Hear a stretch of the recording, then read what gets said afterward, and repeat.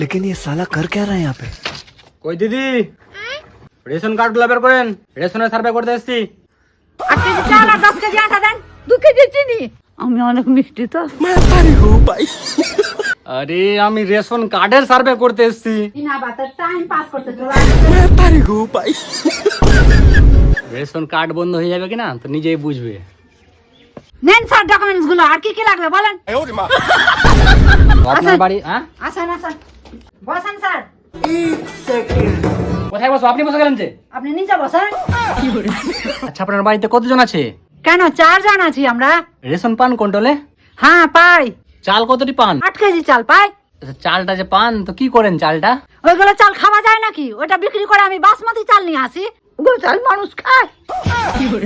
খারাপ লাগে না? আর প্যাকেটের আটা পান? প্যাকেটের আটা?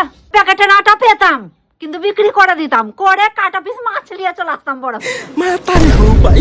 ও ওটাও বিক্রি করে দেন না? তাহলে রেশনের কিছুই আপনি বাড়ি নিয়ে আসেন না, এটাই তো? না, সব বিক্রি করে দিই, পয়সাটা নিয়ে চলে আসি। তাহলে তো আপনার রেশন কার্ডের কোনো দরকার নেই। আপনার নাম কি? সুশীলা চৌবে আমার নাম। ঠিক আছে, নামটা লিখে নিয়ে গেলাম আপনার। আপনার রেশনের কোনো দরকার নেই, আপনার নামটা কেটে দিচ্ছি আমি। কেন?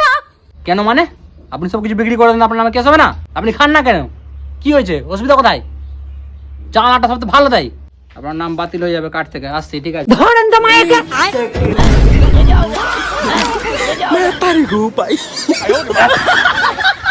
এগুলো চামচা মানুষ খায়। আর যাবো না স্যার ওটা করতে। স্যার তখন থেকে তো ওইগুলাই কথা বলছিলাম, ওইগুলো মানুষ খায়।